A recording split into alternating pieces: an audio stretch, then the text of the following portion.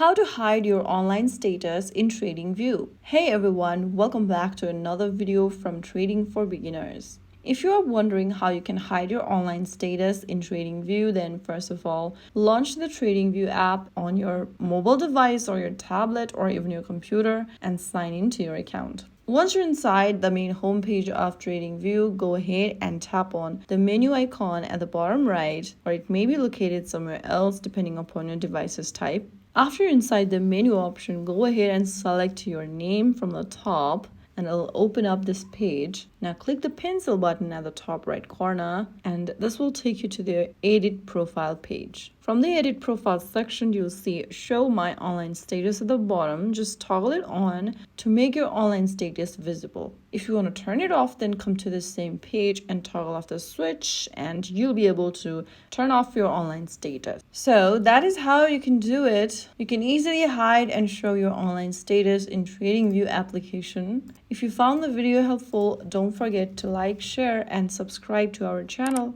I will see you again in the next video. Thank you for watching.